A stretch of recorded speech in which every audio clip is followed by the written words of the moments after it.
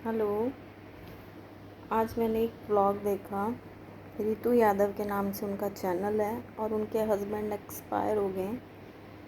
मैंने उनकी जर्नी देखी। वो भी बहुत परेशान रही, मेरी ही तरह रही। वो भी थक गई, हार के एक लाइन में बोल रही थी कि मैं थक गई हूँ, भगवान मेरी सुन लो। तो भगवान ने इस तरीके से सुनी उनकी। शायद इतना ही लिखा था उनका जो साथ था। और ये सही बात है, बिल्कुल सच है। जब औरत थक जाती है ना, तभी ये बात बोलती है। ऐसे ही मेरे भी हस्बैंड बीमारी से, इनका तो एक्सीडेंट हुआ था, मेरे हस्बैंड बीमारी में जूझते रहे पूरे 4-5 साल। और एंड में आके क्या मिला, हम लेके भी हर डॉक्टर के पास गए, हर सब कुछ किया। एंड में क्या सिला दिया भगवान ने। तो वो इतनी, मैंने जब देखा तो इतनी टूट चुकी थी, थक चुकी थी। जब आज मैंने उनकी वीडियो देखी तो काफ़ी टाइम मुझे अपनी ही बातें याद आती रही कि भगवान कई बार ही सही नहीं करता, कि कम से कम इतना तो सही कर दे, आदमी को इतना तो सही कर दे कि वो सामने बैठा रहे। इतना ही बड़ा हौसला होता है।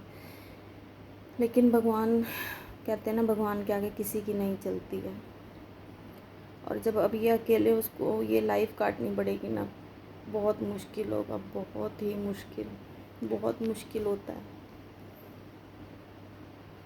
बहुत मुश्किल हो जाती है अकेले लाइफ काटनी। और उन्होंने सेवा भी बहुत करी है, मैंने देखा है।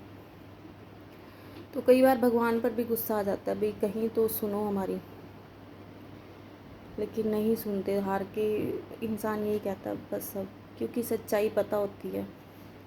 उनको भी सच्चाई पता ही थी, लेकिन फिर भी उन्हें एक आस थी, पाठ पूजा भी करती थी, उन्हें लेके भी जा रही थी, हर डॉक्टर के पास भी दिखा रही थी कि कुछ फ़र्क पड़ जाए, कि कुछ फ़र्क पड़ जाए।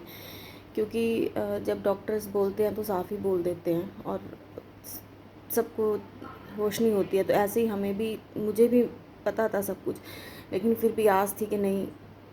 और जब मेरे हस्बैंड एडमिट थे, हमें वो यही कहते थे चलो, क्योंकि कई बार एडमिट होते थे और कई बार हम उनको मतलब ठीक करके मैं वापस ले आती थी।